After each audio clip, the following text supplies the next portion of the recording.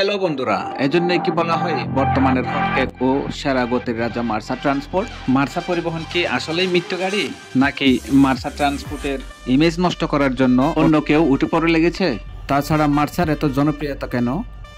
আসসালামু আলাইকুম, hello everyone, সবাইকে শুভেচ্ছা ও অভিনন্দন।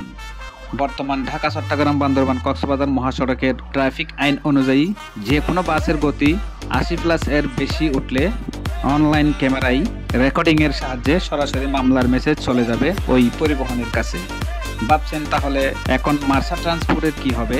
কারণ মার্সার জনপ্রিয়তাই পেয়েছে স্পিড স্টার হিসেবে, যা দীর্ঘ সুনামের সহিত বিরতিহীন, নিরাপদে আরামদায়ক ভ্রমণের জন্য দ্রুত ও সেরা সার্ভিসের মাধ্যমে।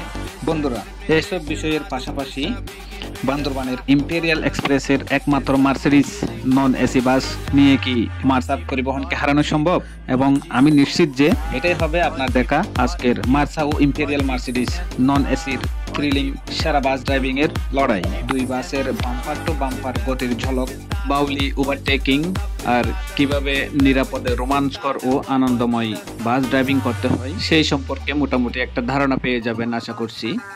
পাশাপাশি imperial express non AC Mercedes Benz নিয়ে মার্সা বাসের সাথে রেসিং এর মুহূর্তে মুহূর্তে উত্তেজনায় ঠাসা এই বাসের চালক, হেল্পার ও গাইড সহ তিনজনে মিলে মার্সিডিজ এবং হিনো মার্সা বাসের সাথে বাসের রেসিং নিয়ে রোমাঞ্চকর কিছু তর্ক বিতর্ক আপনারা শুনতে পারবেন, যেগুলো শুনলে আমার মনে হয় আপনাদেরও আরো ভালো লাগবে। তো বন্ধুরা, এখন আর বেশি ভকভক না করে আমার মনে হয় মূল ভিডিওতে ফিরে যাওয়া যাক।